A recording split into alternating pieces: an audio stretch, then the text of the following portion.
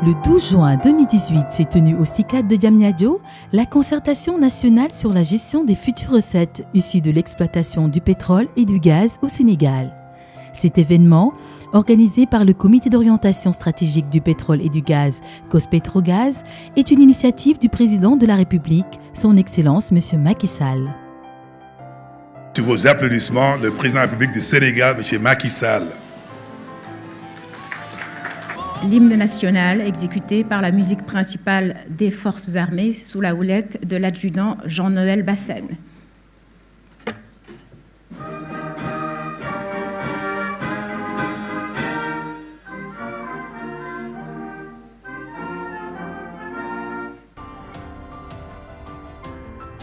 Revenant sur l'objet de cette concertation dans son mot d'introduction, le chef de l'État s'est adressé à toutes les forces vives de la nation ayant répondu massivement à cette journée d'échange.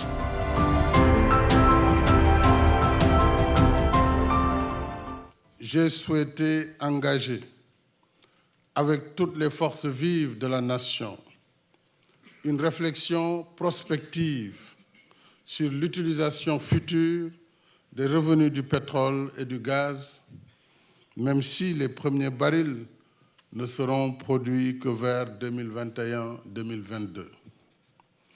Je voudrais donc saluer votre présence massive à cette concertation capitale. Outre les institutions de la République comme l'Assemblée nationale, le Haut Conseil des collectivités territoriales HCCT, le Conseil économique, social et environnemental CESE, toutes les forces vives de la nation étaient représentées à travers les syndicats, le patronat, la société civile et des organisations de femmes et de jeunes. L'Église et des notabilités religieuses et coutumières ont également participé à cette concertation où les prises de parole se sont succédées tout au long de la journée. Monsieur le Président, une rencontre comme celle-ci, elle est 10 fois historique. Quand on voit ce parterre de personnalités, de patriotes, de femmes, de croyants, chrétiens, musulmans et peut-être juifs, mus par la ferveur patriotique, parce que Dieu nous a donné une manne. Au lieu de dormir sur la satisfaction de cette manne que nous avons découverte, nous avons décidé autour de vous de réfléchir avec le cœur généreux et l'esprit disponible d'assurer le partage et la répartition de ces richesses-là lorsque dans 4 années, nous allons commencer de les exploiter. Qui sait qui sera là dans 4 années?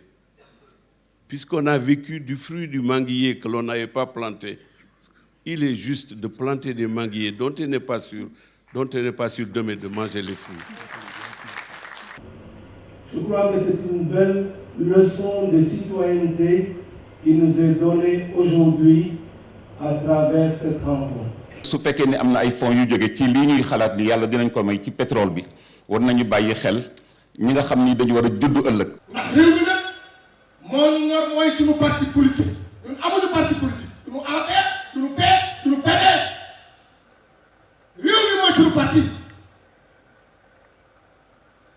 kon soo wootee waxtaan ci réew mi dañu war a wuy si ku ñëwul it nanu jàpp ni démocratie réew mi tamit àgg na foo xam ne bu noo woowee te bëggoo dem foofu nga bañ faa dem waaye ñu sant nag ñu teew.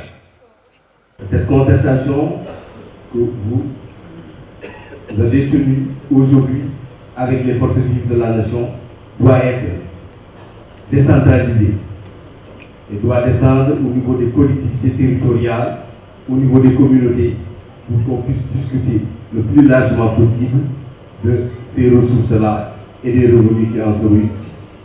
Sur certains aspects, le Sénégal est allé au-delà, sur la base de 33 critères d'évaluation.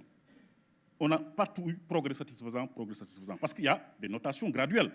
Le comité peut, au terme de l'évaluation, dire que vous n'avez fait aucun progrès. Ou bien dire que vous avez fait des progrès, mais ces progrès sont inadéquats. Dire également que vous avez fait des progrès, mais ces progrès sont significatifs. Mais la note maximale, c'est progrès satisfaisant. C'est ce que le Sénégal a obtenu. Le premier pays africain a obtenu cette note. Ce qui est moins opportunité d'affaires du secteur privé, surtout les jeunes et jeunes. Il faut que jeunes, il faut oser entreprendre. Si vous n'osez pas entreprendre, vous ne pourrez pas participer au développement économique du pays. Ouvert à toutes les sensibilités politiques, la concertation nationale du 12 juin 2018 a enregistré la présence de membres de l'opposition politique qui ont pu formuler des propositions portant sur la gestion du secteur pétrolier et gazier. Bonne recette, wala revenu, dañu naan li gënd ci mbir mi yëpp ñu dindi ci investissement yi ak dépenses yi. Comme nag ñun pays pétrolier bu bees nañu te loolu mënuñu ko lool. Xam naa ne sax am nañ ay experts suñu administration yu xarañ waaye xam-xam bu bees la man damay proposer suñ ko amul fii ñu jënd ko feneen parce que expertise mën nañ ko jënd. La concertation a également permis de renseigner les Sénégalais sur l'état des lieux des projets d'hydrocarbures, qu'il s'agisse du projet gazier Tortue partagé avec la Mauritanie ou du projet SNE au large de Sangomar, qui nécessitera des installations de pointe pour entamer la production en 2022. Au sortir de cette concertation nationale, plusieurs annonces ont été faites. Il s'agit entre autres de la préparation d'une loi portant sur la répartition des revenus pétroliers et gaziers, de l'intégration de la société civile au sein du COS-Pétrogaz, de la finalisation du projet de nouveau code pétrolier et de l'élaboration d'une loi pour une plus grande participation du secteur privé national dans les projets pétroliers et gaziers à travers la valorisation du contenu local. Il nous faut nous retrousser les manches, travailler davantage, travailler dans la formation des hommes et des femmes, travailler dans le renforcement des PME et PMI, travailler dans le développement des services pour que nous puissions avoir cet objectif de l'association des pétroliers producteurs de pétrole africains qui pourrait être à 2030 d'atteindre 50% de contenu local. Je pense que si nous arrivons à cela, le combat sera gagné. Je vous remercie de votre aimable attention.